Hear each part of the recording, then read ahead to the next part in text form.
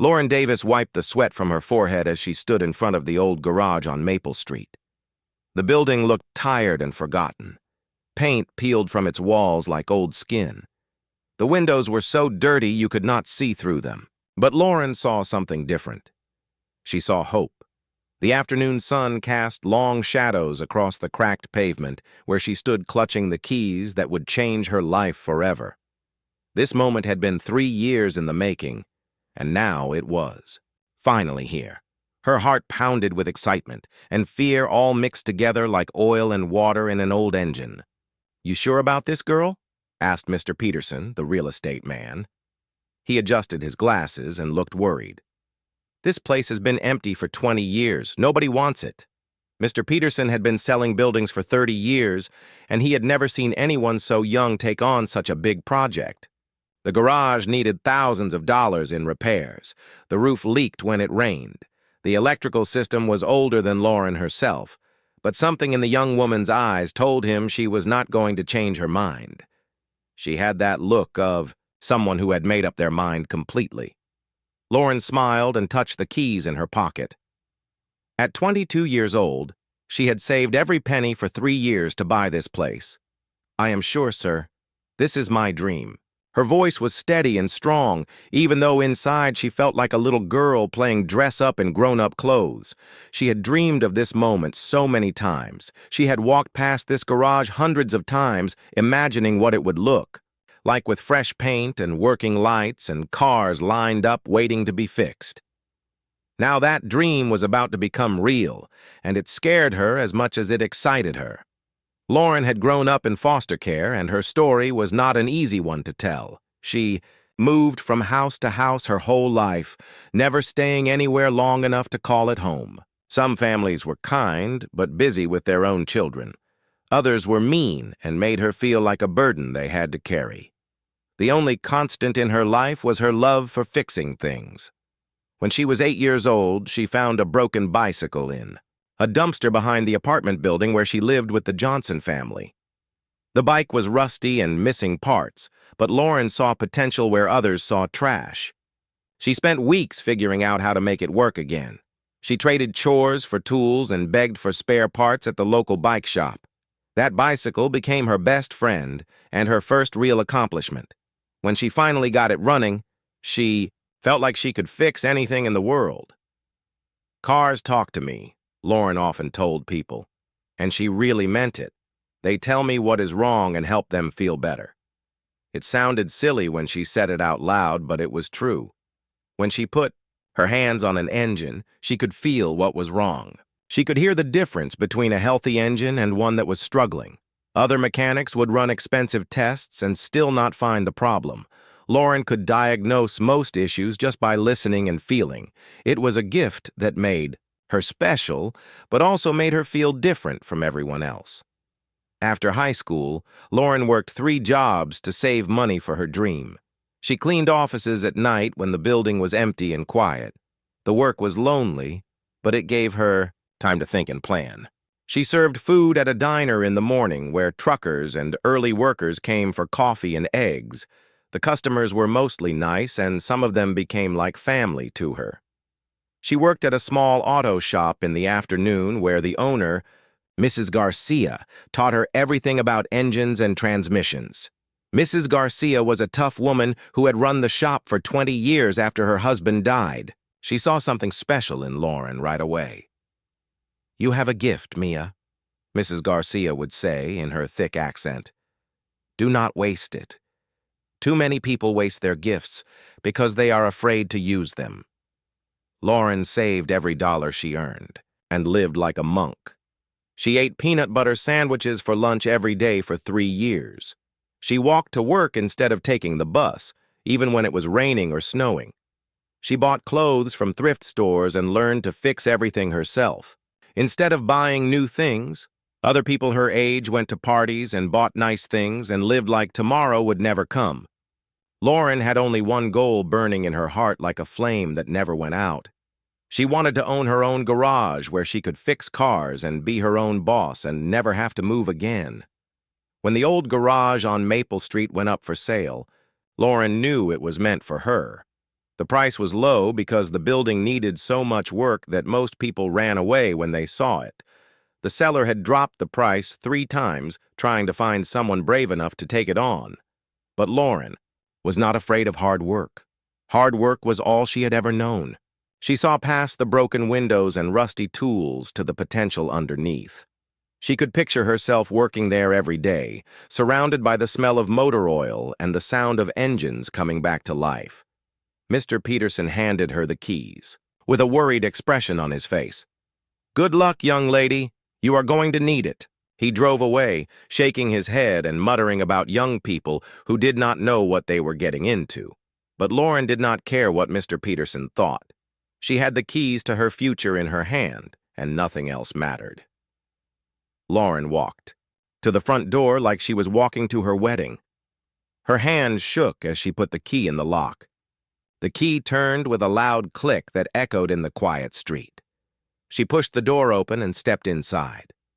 Dust particles danced in the sunlight that came through the dirty windows like tiny spirits welcoming her home. The smell of old motor oil filled the air, and Lauren breathed deeply. This was home. For the first time in her life, she was standing in a place that belonged to her and only her. The main garage area was bigger than she expected and filled with possibilities. There were 2 car lifts that looked like they had not been used in years, but were still solid and strong. Old tools hung on the walls covered in rust and dirt, but Lauren could see they were good quality tools that just needed some love and attention. She walked around slowly, taking everything in and making mental notes about what needed to be fixed first. She could picture cars lined up waiting to be repaired. She could see herself working under the hood of a beautiful classic car with her, hands covered in grease and a smile on her face. This was where she belonged, and she knew it in her bones. "I can make this work," she said out loud, and her voice echoed in the empty space, like a promise she was making to herself and to the building itself. She had never owned anything before. She had lived her whole life using other people's things and sleeping at other people's beds and eating at other people's tables. But this was different. This was hers, and she was going to make it beautiful. Lauren spent the next 2 weeks cleaning, like her life depended on it. She scrubbed floors until her knees hurt and her back ached. She wiped down every tool and piece of equipment with care and attention. She washed windows until they sparkled like diamonds and let in beautiful light that had been hidden for years. She painted walls and fixed small problems and made the garage slowly come back to life. Every day it looked a little better, and every day she felt more like she was really home. One day, while cleaning the back office, Lauren noticed something strange that made her heart skip a beat. Behind an old filing cabinet, there was a small door she had not seen before. The door was painted the same color as the wall and was almost invisible unless you looked at it just right. Lauren had to look twice to see it, and even then, she thought her eyes might be playing tricks on her. But when she moved closer, she could see the outline clearly and feel cool air coming from behind it. She moved the heavy cabinet with great effort that left her sweating and breathing hard. The door had no handle, just a small keyhole that looked like it had not been used in many years. Lauren looked through her keys, but none of them fit. They tiny lock. She went to the hardware store and bought a special tool to pick locks. The man at the store gave her a strange look, but sold her what she needed without asking questions. It took Lauren an hour to get the door open, and her hands were shaking by the time she heard the click. When she finally did open it, her heart stopped beating for what felt like forever. Behind the door was a steep staircase going down into darkness that seemed to go on forever. The steps were wooden and old, but looked solid enough to hold her. Wait. Lauren got her flashlight and slowly walked down the stairs. Each step creaked under her feet like the building was talking to her and telling her secrets that had been hidden for years. At the bottom of the stairs, Lauren found another door, and this one was not locked. She opened it and gasped so loud that it echoed in the darkness. The room was huge, much bigger than the garage above, and it stretched out further than her flashlight could reach, and it was filled with cars. Not just any cars, but the most beautiful classic cars Lauren had ever seen, even in magazines or movies. They sat in neat rows like sleeping giants, waiting for someone to wake them up. A 1967 Shelby Cobra sat in the center of the room like the king of all the other cars. Its blue paint gleamed even in the dim light from her flashlight, and Lauren could see that it was in perfect condition. Next to it was a 1955 Mercedes 30L with gull-wing doors that opened like the wings of a silver bird. There was a 1970 Plymouth Hemi Cuda that looked like it could fly down the highway at 100 miles an hour. There was a 1963 Ferrari 250 GTO that was so beautiful it took Lauren's breath away. Car after car after car, each one more incredible than the last. Lauren counted 37 cars in total, and each one looked like it belonged in a museum or a dream. They were arranged perfectly with just enough space between them to walk around and admire every detail. Lauren walked between them in a daze, feeling like she had stepped into another world where everything was perfect and beautiful. She reached out and touched the Cobra, and the metal was cold but smooth as silk. Her reflection looked back at her. From the perfect paint, and she hardly recognized herself. She looked like someone who had discovered treasure, and that was exactly what she had done.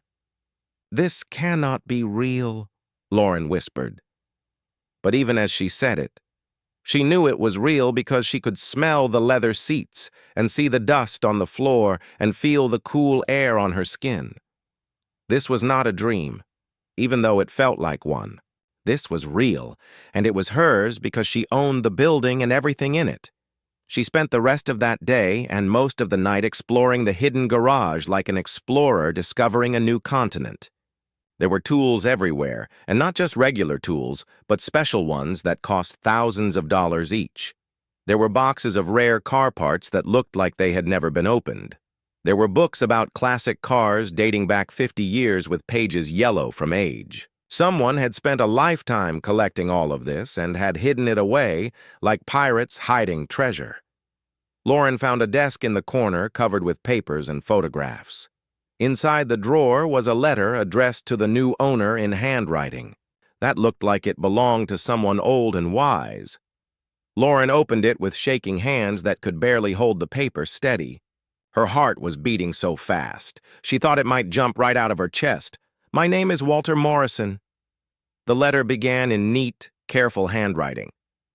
"If you are reading this, then I am gone, and someone new owns my garage. I spent 40 years collecting these cars, and each one has a story to tell. Each one was saved from being destroyed or forgotten. I loved every single one of them like they were my children.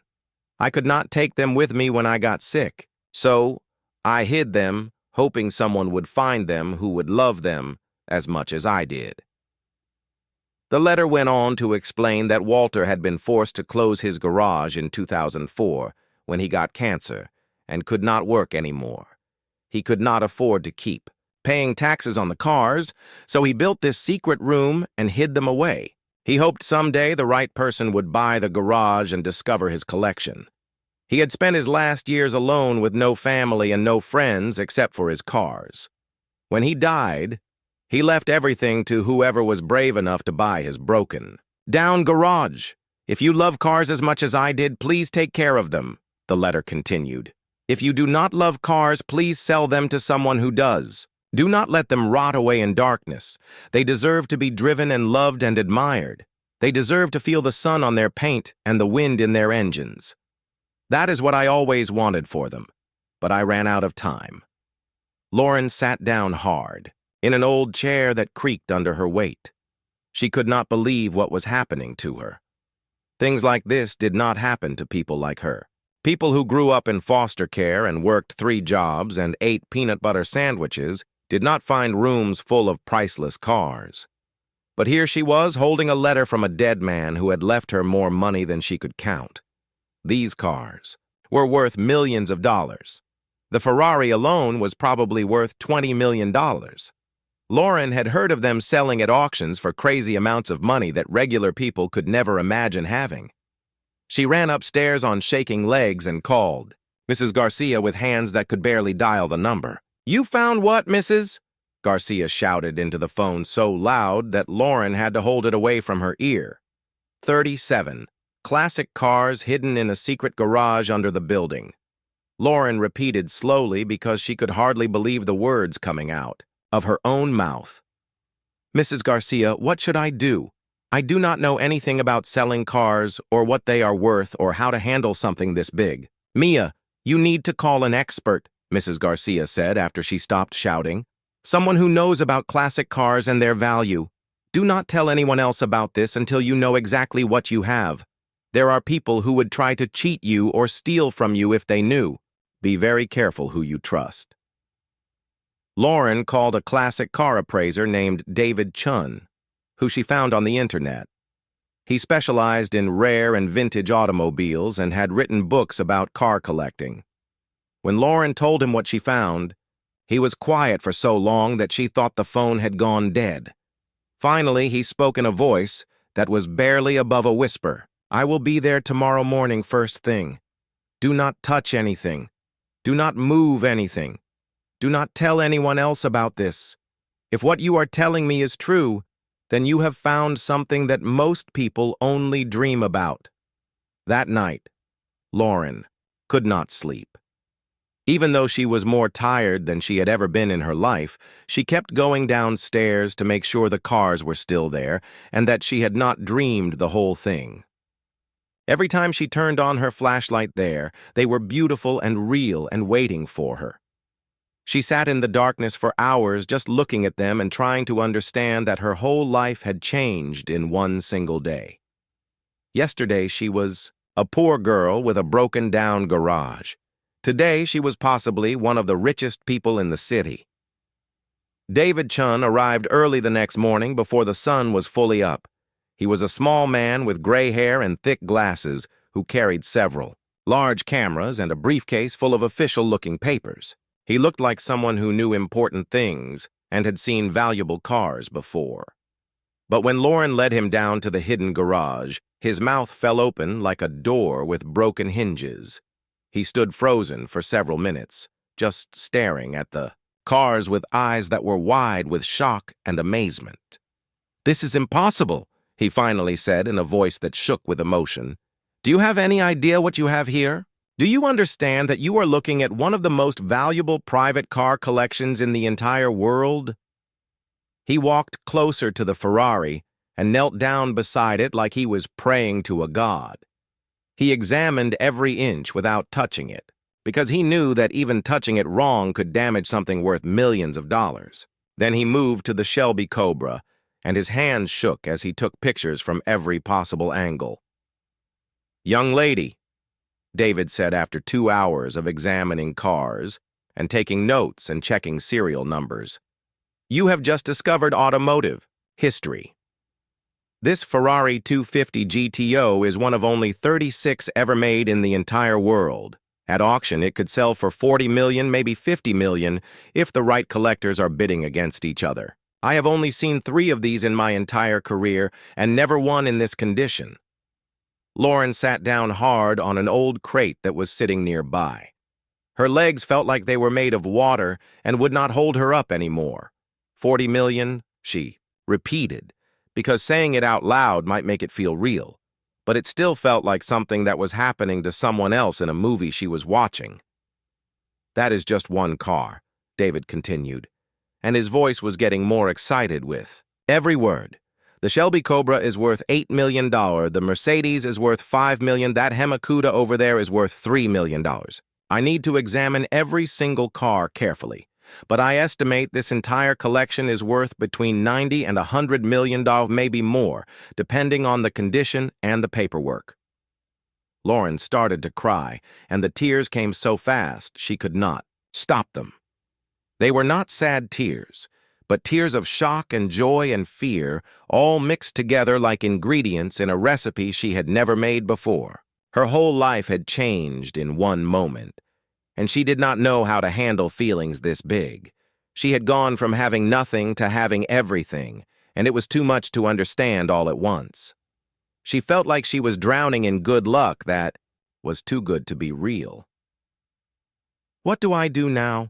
she asked through her tears while wiping her face with hands that were still shaking. I do not know anything about being rich or owning things this valuable. What if someone tries to steal them? What if I make a mistake and lose everything? What if this is all just a dream and I wake up tomorrow back in my old life? David sat down beside her on another crate, and his voice became gentle and kind. That depends on what you want to do with your life now. You could sell everything and never work again. You could buy a mansion and travel the world and live like a queen for the rest of your days. You could keep some cars and sell others, or you could restore them and create a museum where people could come see them. The choice is completely yours, and whatever you decide will be the right choice, because they are your cars now. Lauren wiped her eyes and looked around at the sleeping giants that surrounded her. She thought about Walter Morrison and his letter, and all the love he had put into collecting these cars. She thought about all the years he spent saving them from being destroyed.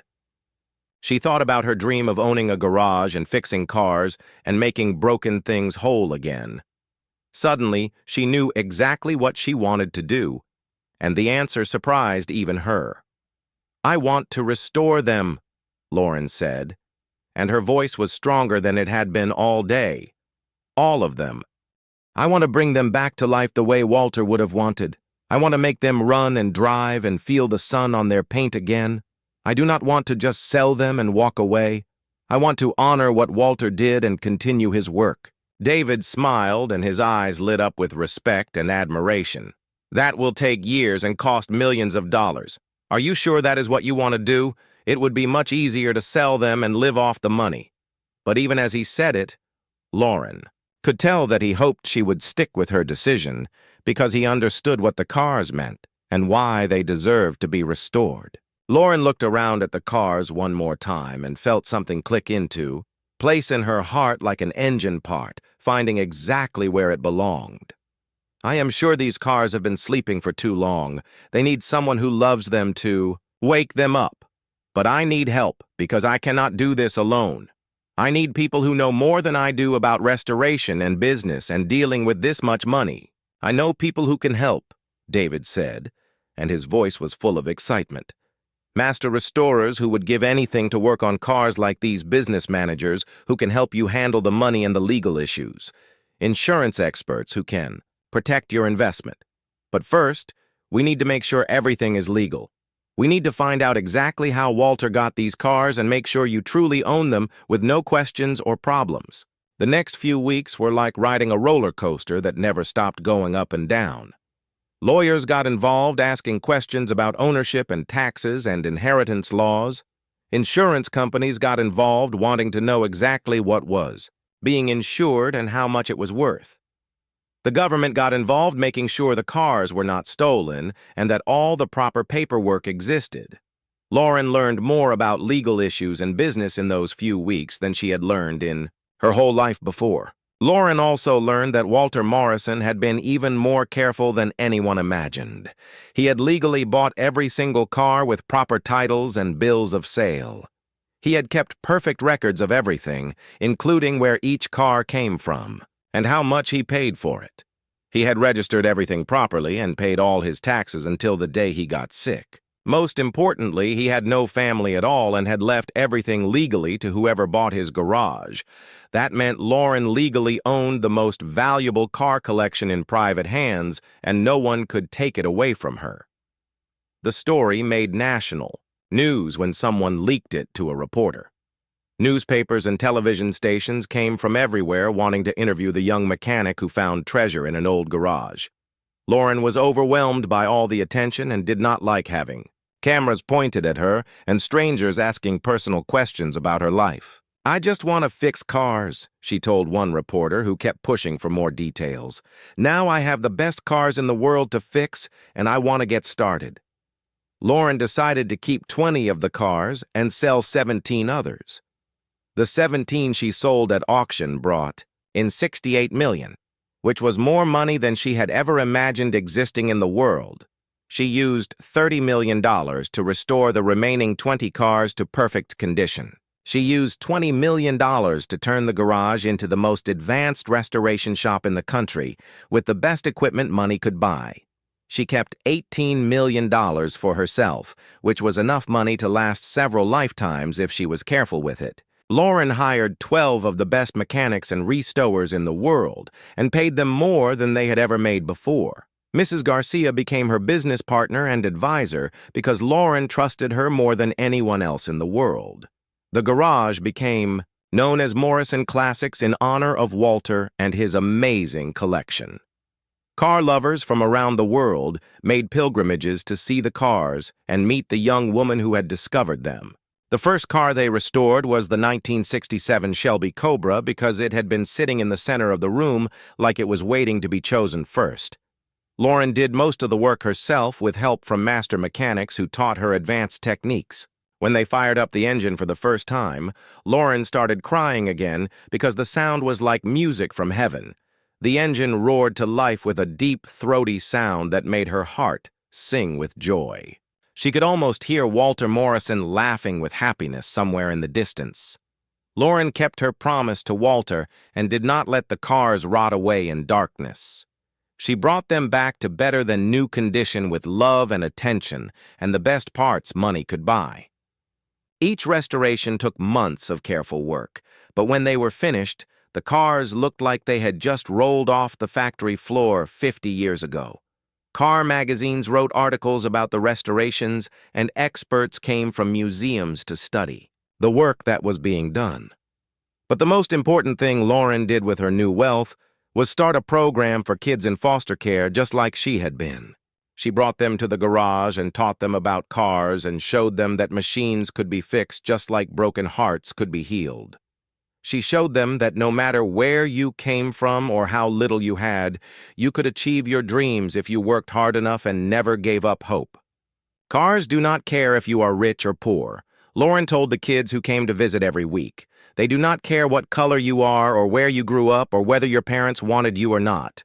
They only care if you treat them with respect and love and give them the attention they need to run properly. The kids listened with wide eyes because they understood that Lauren was talking about more than just cars. One of the kids was an 8-year-old boy named Marcus who reminded Lauren of herself at that age. He had been in foster care his whole short life, moving from house to house like a package that nobody wanted to keep. He was angry and sad and did not trust adults because too many adults had let him down. But when Marcus saw the cars, his eyes lit up like Christmas morning and Easter Sunday all rolled into one. He asked Lauren a million questions about how everything worked and wanted to touch every surface and examine every detail.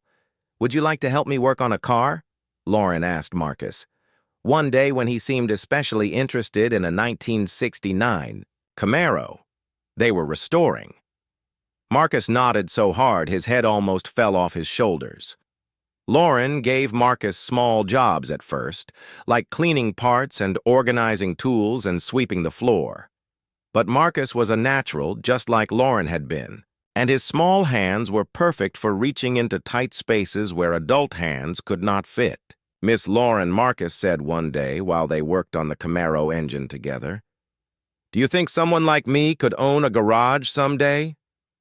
Do you think someone like me could have nice things and a real home and people who love them?" His voice was so quiet, Lauren almost could not hear him, but she heard the hope and fear mixed together in his words. Lauren stopped what she was doing and looked at Marcus with all the love in her heart, showing in her eyes. "Someone like you?" she asked, even though she knew exactly what he meant.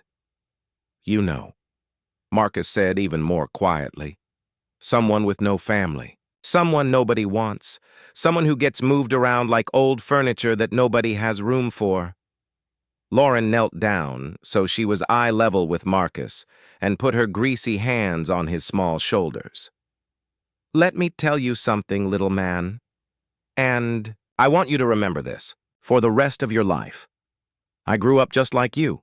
I moved from house to house eating dinner with strangers every night. I slept in beds that belonged to other people and wore clothes that other people bought for me. I thought nobody would ever love me or believe in me or want me to stay forever. Marcus listened with eyes that were wide and hopeful and scared all at the same time. But I learned something important that changed my whole life. Lauren continued in a voice that was strong and sure. Family is not just the people you are born. 2, family is the people who choose to love you no matter what. And sometimes the most amazing things happen to people who need them most because the universe knows we deserve good things too. Lauren pointed to the cars around them, gleaming under the bright lights. Walter Morrison had no family either. He was all alone, just like you and me. But he left all of this for someone who would love it the way he did. He left it for me, and now I am sharing it with you and all the other kids who come here. We are making our own family right here in this garage. So you really think I could own a garage someday? Marcus asked, and his voice was stronger now, like maybe he was starting to believe it might be possible. I think you can do anything you said your mind do, Lauren said, and meant every word. But first you have to believe in yourself the way I believe in you. You have to know that you deserve good things and that you are worth loving and that someone like you can achieve impossible dreams. 3 years later, Lauren stood in her garage watching Marcus and 15 other foster kids working on various projects around the shop. Some were cleaning parts with careful attention to detail. Others were learning to use tools under the supervision of experienced mechanics. All of them had smiles on their faces and grease under their fingernails and hope in their hearts. Lauren had turned her garage into more than a business or a museum. She had created a family where kids with no homes could come and feel loved and important and valued. The car collection was now worth over $150 million. But Lauren measured her success very differently than most rich people did. She measured it by the kids who learned to believe in themselves. She measured it by the smiles on their faces when they successfully completed a project. She measured it by the thank you letters she got from kids who had graduated from the program and gone on to have good lives and careers and families of their own. Lauren kept Walter Morrison's letter framed on her office wall where she could see it every day. Sometimes, when she was alone in the garage late at night, she would read it again and feel connected to the man who had made her dreams possible. She liked to think Walter was watching from wherever people go when they die, and that he was smiling at what she had done with his gift. She had kept her promise to him and loved the cars the way he wanted them to be loved. But more than that, she had created something Walter probably never imagined when he wrote that letter. She had turned his collection into hope for kids who needed it most. She had proven that broken things could be fixed, whether they were engines, her hearts, or dreams that seemed impossible. She had shown the world that sometimes the people who have the least to give are the ones who give the most. Lauren often thought about that day when she first opened the hidden door and found the secret room full of sleeping cars. She had been looking for a place to fix automobiles and make a living. Instead, she found a way to fix lives, including her own. She found a way to turn her painful past into a beautiful future, not just for herself, but for dozens of kids who needed someone to believe in them. The little girl who grew up in foster care had become a mother to children who needed mothering. The young woman who saved every penny had become wealthy beyond her wildest dreams. But most importantly, the mechanic who loved fixing cars had learned that the most valuable things in life could not be bought or sold or restored with tools and parts. They could only be shared with love and kindness, and the belief that everyone deserves a chance to succeed. Lauren Davis had discovered more than a $100 million car collection hidden in an old garage. She had discovered her purpose in life and her calling and her reason for being. She had learned that sometimes, when you follow your dreams with determination and hard work, you find something even better than what you were originally looking for. You find meaning and family and the chance to make the world a little better than it was before. Every morning, when Lauren opened the garage doors and heard the sounds of kids laughing and learning in engines, coming back to life, she knew she was exactly where she belonged. She was in a place where broken things got fixed, and dreams came true, and people who had never been wanted before finally found where they belonged. It was a place where the past did not matter as much as the future, and where love was more valuable than money. And sometimes late at night, when the garage was quiet and peaceful, Lauren would walk among the restored cars that gleamed under the soft lights and whisper, "Thank you, Walter. Thank you for believing that the right person would find your treasure and do something beautiful with it." The cars seemed to gleam a little brighter when she said those words, as if they were happy to finally be home where they belonged, just like Lauren and just like all the kids who found their way to Morrison Classics. Sometimes the most amazing treasures are hidden in the most unlikely places, waiting for the right person to find them. And sometimes the people who need miracles the most are the ones who find them because they know how precious miracles are, and they do not waste them. Lauren Davis found her miracle in an old abandoned garage that nobody else wanted.